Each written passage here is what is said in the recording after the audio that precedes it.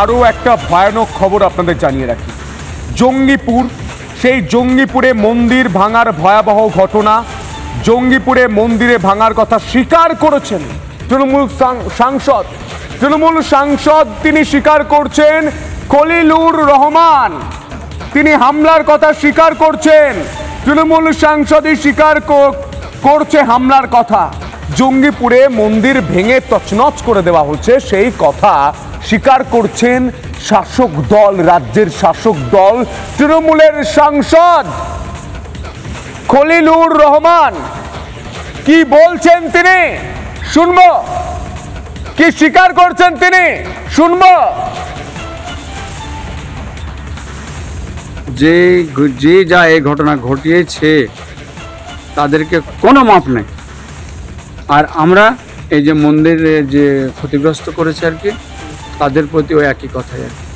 আমরা উভয়ে মিলে আমরা সম্প্রীতি বজায় রেখে আমরা এই মন্দিরকে আগের মতোই আমরা তৈরি করব। আর মন্দির ভাঙা হয়েছে তিনি বলছেন তাদেরকে কোনো মাপ নেই। আর আমরা এই যে মন্দিরে যে ক্ষতিগ্রস্ত করেছে আর কি, তাদের প্রতি ওই একই কথাই আর কি। আমরা উভয়ে মিলে আমরা সম্প্রীতি বজায় রেখে আমরা এই মন্দিরকে আগের মতোই আমরা তৈরি করব। আর আপনারা নিজের কানে শুনছেন তৃণমূলের সাংসদ তিনি বলছেন মন্দির ভাঙা হয়েছে এবং মন্দিরকে আগের অবস্থায় ফিরিয়ে আনবো, স্বীকার করছেন তিনি। বাংলার মাটিতে মন্দির ভাঙা হচ্ছে সেই কথা স্বীকার কে করছেন? তৃণমূলের সাংসদ করছেন। আমাদের প্রতিনিধি সুখেন্দু পুরো ছবিটা গ্রাউন্ড জিরোতে দাঁড়িয়ে তুলে ধরেছে। কি ছবি উঠে এসেছে দেখব। শামশেরগঞ্জের রতনপুরের এই মন্দির শীতলা মন্দির এবং একই সঙ্গে কালী মন্দির। বর্তমানে ছবিটা দেখুন, মূর্তির হাতের টুকরো অংশ পড়ে রয়েছে এখানে। একই সঙ্গে একেবারে আমি আমার ভিডিও জার্নালিস্ট দেবব্রতকে দেখাতে বলবো মন্দিরের ভিতরের ছবিটা। এই মুহূর্তে মন্দিরের ভিতরের ছবিটা দেখছেন। মন্দিরের ঠিক পাশেই রয়েছে অসংখ্য চেয়ার, ভাঙা চেয়ার। এখানকার যারা স্থানীয় যারা রয়েছেন তাদের কাছেই জানবো কালকে কি হয়েছিল এখানে। কালকে এখানে সেরকম কিছু নেই। দুপুরবেলা আমরা সবাই নিজের বাড়ির সামনে দাঁড়িয়েছিলাম, ছাদে খাওয়া দাওয়া করে 2টো বাজে 2:30 বাজে। ধুলিয়ানের সাইড থেকে একটা বড় মিছিল এলো।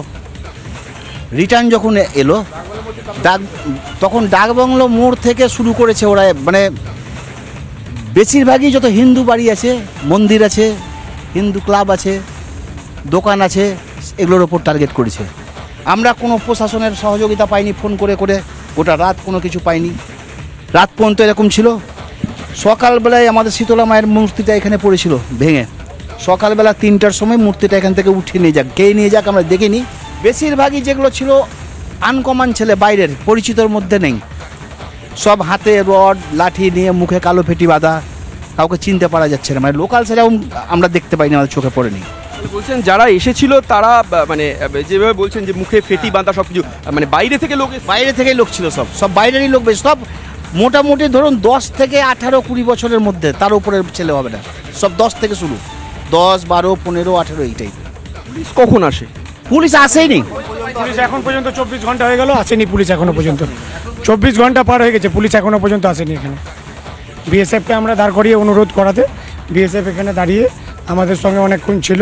তারা দেখলো, কিছু দাদা ভাইরা আমাদের সঙ্গে সহযোগিতা করলো। পুলিশ এলো, পুলিশ বেরিয়ে গেল, কিন্তু পুলিশ একবারও এখানে নেমে কিছু দেখেনি। সব বাড়িঘর ভেঙেছে, বড় বড় ইটের টুকরো বাড়িতে। প্রত্যেক বাড়িতে বাচ্চা আছে, মহিলা আছে, তারা আতঙ্কে কান্নাকাটি করছে। এখনও তারা আতঙ্কে রয়েছে যে আমরা কোথায় আছি, কোন জায়গায় রয়েছি। নিজের কানে শুনলেন হামলা যারা চালিয়েছে তাদের বয়স সীমা যেটা বললেন 10 থেকে 20। ভয়ানক ছবি এটা, মুর্শিদাবাদের ছবি। আরও ছবি উঠে আসছে। আমাদের প্রতিনিধি সৌমিত্র গ্রাউন্ড জিরো থেকে আরও ছবি তুলে ধরেছে। কি ছবি উঠে আসছে দেখব। দেখাবো বিধ্বস্ত মন্দিরের চিত্র। আমরা রয়েছি রতনপুর এলাকায়। রতনপুর এলাকার এই যে কালী মন্দির, এর পাশাপাশি শীতলা মন্দির এবং কালী মন্দিরকে একেবারে ভেঙে ফেলা হয়েছে। দেখতে পাচ্ছি পুরো মন্দির চত্বর একেবারে এলোমেলো, ওপরের ফ্যান ভেঙে ফেলা হয়েছে, সমস্ত কিছু ভেঙে ফেলা হয়েছে। এই যে ইট মন্দিরে ইট পাটকেল ছোড়া হয়েছে, বড় বড় ইট। এখানে মূর্তি ছিল, মা শীতলার মূর্তি ছিল, সেই মূর্তি ভেঙে গুঁড়িয়ে দেওয়া হয়েছে, সমস্ত কিছু গুঁড়িয়ে দেওয়া হয়েছে। দুষ্কৃতি রাজ চলছে, মনে হচ্ছে না এটা শামশেরগঞ্জ, মনে হচ্ছে কোনো প্যালেস্তাইন, সিরিয়া বা লিবিয়ার ঘটনা। কিন্তু এতটাই বিধ্বস্ত পরিস্থিতি যে এখানে আর্মি নামতে হয়েছে। এই ছবিগুলো গোটা বাংলার মানুষ এই মুহূর্তে ঘড়ির কাঁটা 9:37 আপনারা দেখতে পাচ্ছেন। এটা মুর্শিদাবাদের ছবি। মুর্শিদাবাদের যে জনজীবন স্বাভাবিক নয় তা আপনি বাড়িতে বসে বুঝতে পারছেন। কিন্তু এই মুর্শিদাবাদে ভরতপুর একটি বিধানসভা রয়েছে, সেই ভরতপুরের বিধায়ক হুমায়ুন কবির, যিনি নানান সময় নানান কথা বলেন আপনারা জানেন, সেই হুমায়ুন কবির তৃণমূলের বিধায়ক, তিনি কি বলছেন আমরা শুনব। আমার এমনিতেই যা খোঁজ খবর নিয়েছি তাতে এই 3 দিন 4 দিন ধরে যে উমরপুর মোড়ে যে ঘটনা, সেই ঘটনার পর থেকে যেভাবে নেট বন্ধ আছে, এই নেট বন্ধ থাকার জন্য মানুষের কিন্তু প্রশাসনের উপরে চরম একটা ক্ষোভ এর সঞ্চার হয়েছে। যে কারণে নেট বন্ধ করছে সেটা কিন্তু কোনো সলভ হচ্ছে না, উল্টে তাদের মধ্যে ক্ষোভের সঞ্চার হচ্ছে।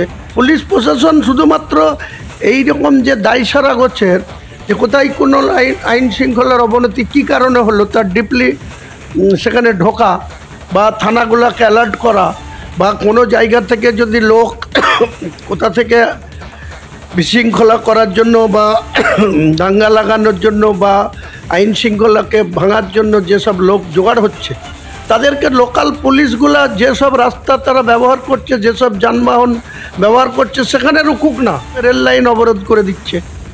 লোকগুলা কি আকাশ থেকে পড়ছে নাকি? লোকগুলা তো বিভিন্ন জায়গা থেকে একটা জায়গায় আসছে। এটাকে নিয়ে কোনো রাজনীতি করার দরকার নেই, রাজনীতির জায়গায় থাকবে, কিন্তু মানুষের সাধারণ জীবনযাত্রাকে যারা নষ্ট করার চেষ্টা করছে, যারা ভঙ্গ করার চেষ্টা করছে, যারা দুর্বিষহ এই যন্ত্রণাদায়ক ঘটনার জন্য ইনভলভ হচ্ছে, তাদের কড়া পদক্ষেপ নেওয়া দরকার তাদের বিরুদ্ধে। হুমায়ুন কবিরের বক্তব্য আপনারা শুনলেন। তিনি বলছেন পুলিশের ব্যবস্থা নেওয়া উচিত, কিন্তু এই জঙ্গিপুরের মন্দিরে ভয়াবহ ছবিটা আপনারা দেখতে পাচ্ছেন। মন্দির ভেঙে দেওয়া হয়েছে, মন্দিরে ভাঙার ভয়াবহ ঘটনা সামনে এসেছে, এবং সেই কথা স্বীকার কে করছেন? তৃণমূলের সাংসদ করছেন, খলিলুর রহমান। তার বক্তব্য আরো একবার শুনুন।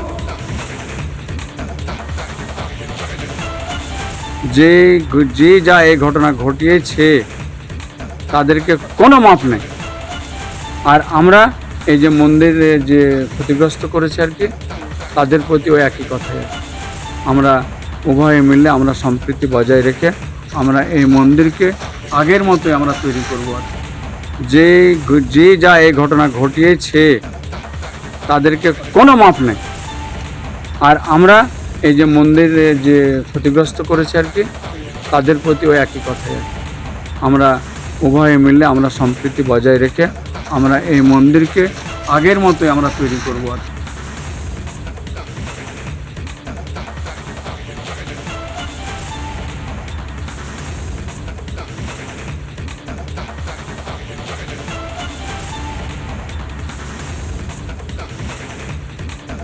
নানা ধরনের কন্টেন্ট দেখার জন্য লাইক করুন, শেয়ার করুন আমাদের ফেসবুক পেজ, সাবস্ক্রাইব করুন আমাদের ইউটিউব চ্যানেল। পাশাপাশি অন্যান্য ব্রেকিং নিউজের জন্য অবশ্যই চোখ রাখুন রিপাবলিক বাংলায়।